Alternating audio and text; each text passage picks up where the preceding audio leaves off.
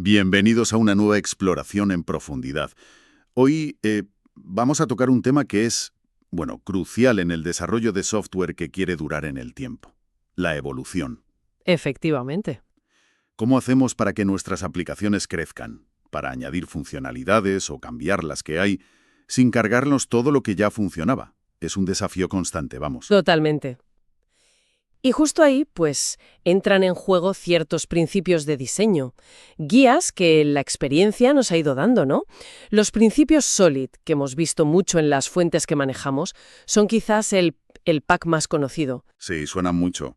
El objetivo es claro: ayudarnos a crear software que sea más legible, sí, pero sobre todo más fácil de mantener y que esté preparado para cambiar. Son como, bueno, soluciones probadas a problemas que aparecen una y otra vez. Y de esas 5 letras, SOLID, hoy nos vamos a meter de lleno en la O, el principio abierto-cerrado, o como se le conoce en todas partes, el Open Closed Principle, OCP, Ajá. que así de primeras suena un poco contradictorio. Abierto y cerrado a la vez. ¿Cómo va eso? Pues sí, la verdad es que la frase tiene su miga, pero fundamentalmente lo que viene a decir es que las entidades de software, ya sean clases, módulos, funciones, lo que sea, deberían estar abiertas a la extensión, pero cerradas a la modificación. A ver, explícame eso un poco más. O sea que deberíamos ser capaces de añadir nuevo comportamiento, nuevas capacidades al sistema, pero sin tener que andar cambiando el código fuente que ya teníamos. Ese código que ya está probado, que sabemos que funciona bien. Vale. Añadir sin romper lo viejo. Suena muy bien, la verdad. La promesa es potente. Desde luego. Pero claro, la pregunta es cómo se consigue eso en la práctica. Porque añadir algo nuevo casi siempre parece que implica tocar algo que ya existía, ¿no? Vamos a ver cómo se supone que podemos evitar eso. Venga, vamos a ello. Desgranemos eso de abierto a la extensión, cerrado a la modificación. La analogía de la casa que a veces se usa creo que ayuda. Sí, es buena. Quieres añadir una ala nueva, una habitación más, pero sin tener que tirar abajo los muros de carga, ¿no? Ampliar, no reconstruir cada vez. Exactamente esa es la idea. Abierto a la extensión significa que la forma en que hemos construido algo permite añadirle cosas nuevas con, bueno, relativa facilidad. Y cerrado a la modificación, que es la clave, implica que para meter eso nuevo, idealmente, no deberíamos necesitar cambiar el código que ya estaba funcionando y desplegado. Y el beneficio principal, según las fuentes, es reducir el riesgo, ¿verdad? Fundamentalmente. Como señalan varias de las fuentes que revisamos, el mayor beneficio es justo ese: reducir el riesgo. Porque cada vez que tocas código que ya funcionaba, por muy probado que esté, siempre existe la posibilidad de romper algo sin querer, de introducir regresiones. Claro, si podemos añadir funcionalidad sin tocar ese código estable, pues minimizamos muchísimo ese riesgo. Entiendo la lógica, sí. Minimizar el riesgo es vital, pero sigo dándole vueltas a la implementación. ¿Cómo se logra ese desacoplamiento en la práctica? Porque el código nuevo tiene que engancharse al viejo de alguna forma. ¿Qué mecanismos usamos? Las fuentes mencionan varias cosas. Pues mira, los mecanismos giran casi siempre en torno a un concepto clave: la abstracción. Abstracción. Exacto. Aquí es donde entran las interfaces, las clases abstractas. Definimos un contrato, la interfaz, que dice qué hay que hacer, pero no entra en el cómo.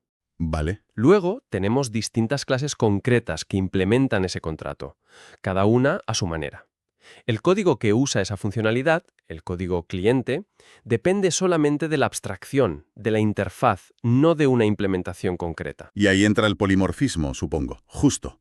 Eso, combinado con el polimorfismo, la capacidad de tratar objetos de clases distintas de forma uniforme, a través de esa interfaz común, es lo que nos da la flexibilidad. Un artículo que vimos, muy enfocado en patrones, lo resumía bien: programar contra interfaces, no contra implementaciones. Vale, programar contra la abstracción. Tiene sentido. Vamos a ponerlo en un contexto más tangible, con uno de los ejemplos que salían una y otra vez en las fuentes: un sistema de pagos. Tenemos que procesar pagos con tarjeta, con PayPal, quizá transferencias. Sí, ese es un caso de libro, donde el OCP encaja perfectamente y varias fuentes coinciden en la solución. Una de ellas, un tutorial muy práctico sobre Spring Boot, proponía usar el patrón Strategy. El patrón estrategia, sí. La idea sería: primero, defines una interfaz Java, Algo como método de pago, con un método, digamos, procesar pago cantidad. Ok, la interfaz. Luego, creas clases concretas para cada forma de pago. Pago con tarjeta, pago con PayPal, pago con transferencia. Cada una implementa método de pago con su lógica específica. Llamar a la pasarela de Visa, a la API de PayPal, etc. Vale, tenemos las estrategias separadas. Lógico. Pero ¿cómo las usa el servicio principal? El que recibe la petición de pago, sin conocerlas todas de antemano. Ahí está el quid de la cuestión para el OCSP, ¿no? Exacto, ahí está la magia. El servicio principal, llámalo servicio pagos, trabajaría únicamente con la interfaz método de pago. Entonces, ¿cómo sabe cuál usar? Buena pregunta. Pues la fuente de Spring sugería inyectar un map. Un map string método de pago, donde la clave es un identificador, tarjeta, PayPal, y el valor es la instancia concreta del servicio que lo implementa. Ah, vale. Cuando llega una petición para pagar con PayPal, el servicio pagos busca en ese mapa la implementación asociada a PayPal y simplemente llama a su método procesar pago. Ajá, ya veo por dónde vas. El servicio pagos no tiene un if, tipo igual a tarjeta, ni un switch. Solo busca en el mapa y usa lo que le devuelve. Correcto. No sabe ni necesita saber qué clase concreta está ejecutando el pago. Solo sabe que cumple el contrato método de pago. Y entonces, ¿cómo cumple esto el principio DIS? Mañana necesitamos añadir soporte para Bizum. ¿Qué hacemos? Supongo que crear una clase pago con Bizum. Exacto. Creamos pago con Bizum que implementa método de pago. Configuramos el sistema, quizá con la configuración de Spring, para que una instancia de pago con Bizum se añada al mapa con la clave Bizum. Y ya está, ¿no? Y ya está. El código original de servicio pagos no se ha modificado, ni una línea. Sigue haciendo lo mismo, buscar en el mapa y llamar a procesar pago. Está cerrado a modificaciones. Pero ojo, el sistema ahora soporta Bizum. Se ha extendido. Está abierto a la extensión. Impresionante. La clave fue depender de la abstracción, la interfaz, y sacar fuera la lógica de seleccionar la implementación concreta, en este caso con el mapa, y la inyección. Eso es. La indirección a través de la interfaz. Vale, muy claro con el strategy y la configuración externa. Veamos otro escenario típico que también aparecía mucho. La persistencia de datos. Guardar cosas. Empezamos guardando facturas en archivos CSV, por ejemplo. Pero luego, claro, surge la necesidad de guardarlas también en una base de datos SQL. Otro clásico. Y aquí es fácil meter la pata con el OCP si no se planifica un poco. La tentación, sobre todo al principio o en proyectos más pequeños, es ir a la clase que ya tienes, la gestor facturas que guarda en CSV. Y meterle ahí un if para la base de datos, no, lo más rápido. Justo. Meter un if, destino igual a BD, y añadir ahí mismo todo el código de JDBC o lo que sea. Parece lo más directo, sí, pero intuyo que eso viola el principio. De lleno. Estás modificando una clase que ya funcionaba para añadirle una responsabilidad totalmente nueva y distinta. El enfoque OCP, como sugería otra fuente, un artículo muy bueno sobre arquitectura hexagonal, sería muy parecido al de los pagos. Definir una interfaz de persistencia. ¿Otra interfaz? Vale. Podríamos llamarla repositorio facturas, con un método guardar, factura, por ejemplo. Y luego tendríamos las implementaciones. Repositorio facturas CSV, repositorio facturas SQL. Y el gestor facturas, o quien sea que necesite guardar, solo conocería la interfaz repositorio facturas. Exacto. Dependería solo de esa interfaz. Pero, de nuevo, la misma pregunta. ¿Cómo le llega la implementación correcta a ese gestor? Si no puede hacer new repositorio facturas SQL, porque solo acoplaría directamente a esa clase. Aquí es donde entran en juego mecanismos como la inyección de dependencias, DI. Es algo fundamental en frameworks modernos como Spring o Micronaut, que mencionaban las fuentes. El propio framework se encarga de crear la instancia correcta, la de SQL, por ejemplo, basándose en algún fichero de configuración o anotaciones, y pasársela al gestor facturas cuando éste se crea. Ah, el contenedor de I hace el trabajo sucio, digamos. Eso es. O, alternativamente, podrías usar un patrón factory. El gestor facturas le pide a una fábrica que le dé un repositorio facturas y la fábrica decide cuál crear. El punto central es el mismo. El gestor facturas no sabe qué implementación concreta usa, solo conoce y trabaja con la interfaz. Entendido. Así, si el día de mañana queremos guardar en MongoDB, pues creamos repositorio facturas MongoDB que implemente la interfaz y ajustamos la configuración de la DI o la factory. El gestor facturas ni se entera. La abstracción lo aísla del cambio. Exactamente. Protege al consumidor de la abstracción de los detalles y de las futuras variaciones en las implementaciones. Hay un tercer ejemplo en las fuentes que me llamó la atención, quizá más sencillo conceptualmente, pero interesante por la técnica que usaba. Imagina un programa principal que ejecuta distintas acciones según un comando que le llega. Guardar, imprimir, borrar. Lo típico que haríamos muchos al principio es un switch gigante o una cadena de if, else if. Sí, el clásico bloque if comando.equals guardar, haz esto. Else if comando.equals imprimir, haz aquello. Y como bien apuntaban las fuentes, esto es, una violación clarísima del OCP. Claro, porque cada nuevo comando implica ir y meter mano en ese bloque central. Exacto. Tienes que modificarlo sí o sí. Entonces, ¿cómo lo arreglamos con OCP? Podríamos usar interfaces y estrategias como antes, imagino, tarea guardar, tarea imprimir. Podríamos, sí, definir una interfaz, tarea, con un método ejecutar y tener las clases tarea guardar, tarea imprimir, etc. Y luego usar un mapa o DI. Pero una de las fuentes, un blog técnico sobre Java más avanzado, proponía una alternativa curiosa usando Reflection. Reflection, vaya, sí, para evitar modificar el código que selecciona y ejecuta la tarea. La idea era, si recibes el comando borrar, construyes dinámicamente el nombre completo de la clase que se supone que lo maneja. Por ejemplo, com.miempresa.tareas.tarea borrar. Por convención de nombres, ¿no? Eso es. Y luego usas las capacidades de Reflection de Java. Algo como class.forName, nombre clase, declaredConstructor.newInstance para crear una instancia de esa clase al vuelo.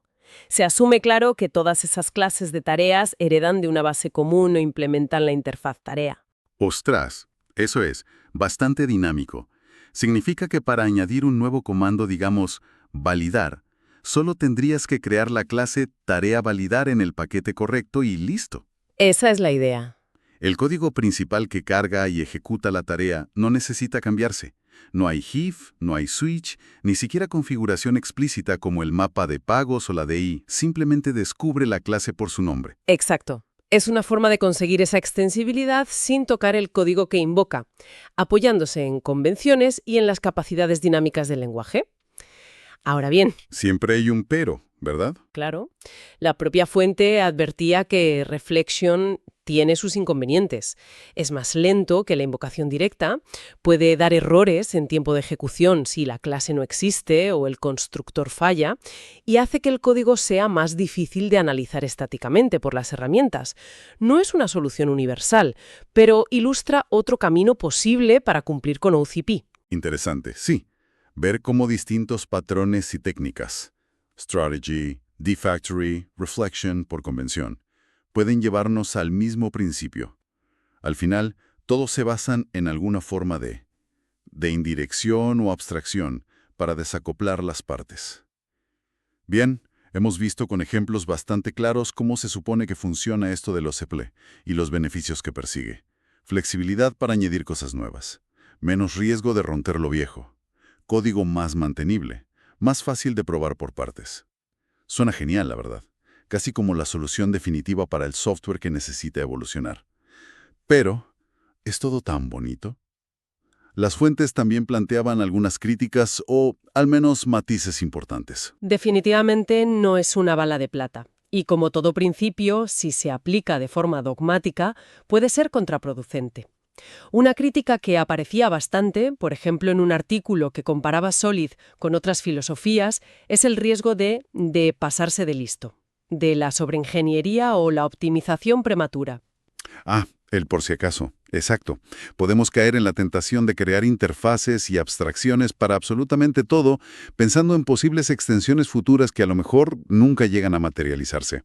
Y eso choca con otro principio muy pragmático. YAGNI. You ain't gonna need it. No lo vas a necesitar. Claro.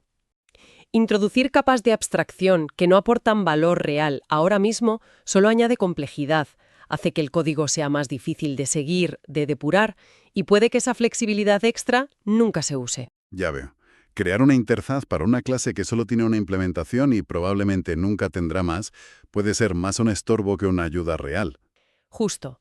Otra consideración importante, que señalaba una fuente más histórica sobre cómo han evolucionado estos principios, es que la formulación original de OCP, por Bertrand Meyer, estaba muy ligada a usar la herencia como mecanismo principal de extensión. Ah, la herencia. Sí. Pero bueno, décadas de experiencia en la industria nos han enseñado que abusar de la herencia puede traer problemas. Jerarquías muy rígidas, acoplamiento fuerte entre clases. Hoy en día, la recomendación general suele ser favorecer la composición sobre la herencia. Sí, eso se oye mucho. Por eso, la aplicación moderna de OCP se apoya más en patrones basados en composición y delegación, como hemos visto con Strategy o como podría ser con Decorator, usando interfaces como punto de unión. Y además, hay una perspectiva más, digamos, pragmática y actual que se reflejaba en discusiones de desarrolladores con experiencia que encontramos. Sugiere no ver OCP como una ley estricta de o está abierto o está cerrado, sino más bien como una guía que nos empuja hacia cualidades deseables del código, bajo acoplamiento, alta cohesión, que sea fácil de componer, de leer. Entiendo. A veces, hacer una modificación controlada, bien pensada y sobre todo bien cubierta por tests, en una clase existente puede ser más simple y más claro que meter una nueva capa de abstracción solo por cumplir el OCP a rajatabla. Todo diseño al final implica tomar decisiones y aceptar compromisos, los famosos trade-offs. OCP es un factor importante a considerar, pero no el único. Eso me parece un punto fundamental, que no es una fórmula mágica, sino una herramienta de pensamiento, una heurística, una guía que nos ayuda a pensar en cómo hacer nuestro software más extensible, pero que siempre hay que equilibrar con otras cosas como la simplicidad, la claridad, incluso el coste de desarrollo. Requiere, pues eso, juicio de ingeniero para decidir dónde aplicarla y hasta qué punto. Entonces, para ir resumiendo, el principio abierto-cerrado es, en esencia, una aspiración clave en el diseño de software. Intentar construir sistemas que puedan crecer y adaptarse, principalmente añadiendo código nuevo, en lugar de tener que estar constantemente modificando el código que ya existe. Es una forma de manejar la complejidad y el riesgo que vienen con la evolución del software. Así es. Y encaja perfectamente con el objetivo más grande de hacer software que sea robusto y sostenible a largo plazo. Como hemos visto, no es un principio que viva aislado. Está muy conectado con otros de Solid, como el de inversión de dependencias, depender de abstracciones es clave para OCP, o el de responsabilidad única. Clases pequeñas y enfocadas son más fáciles de extender sin modificarlas. Y los patrones de diseño que hemos mencionado. Exacto. Patrones como Strategy, Factory, Decorator, Observer, o incluso técnicas como sistemas de plugins o configuración externa. Son las herramientas que nos permiten llevar a la práctica el OCP en nuestro día a día. Son las formas de crear esas abstracciones y puntos de extensión necesarios. Y para terminar, una reflexión final, conectando con esas críticas y ese pragmatismo que comentabas. Hoy en día, con las herramientas de refactoring automático que tenemos, que son potentísimas, con sistemas de control de versiones como Git que nos permiten gestionar cambios de forma muy segura, y sobre todo, si tenemos una buena cultura de testing automatizado, con tests unitarios de integración. Sí. ¿Sigue siendo tan absolutamente intocable eso de cerrado a la modificación, como quizá lo era cuando se formuló al principio?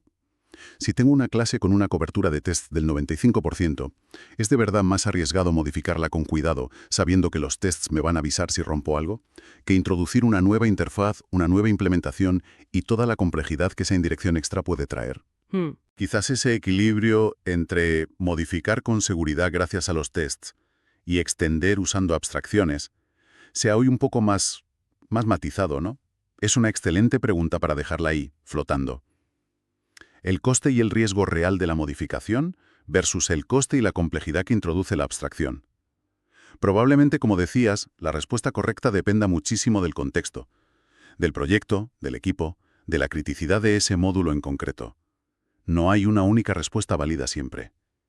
Lo importante es ser conscientes de ese trade-off y tomar decisiones informadas en cada caso.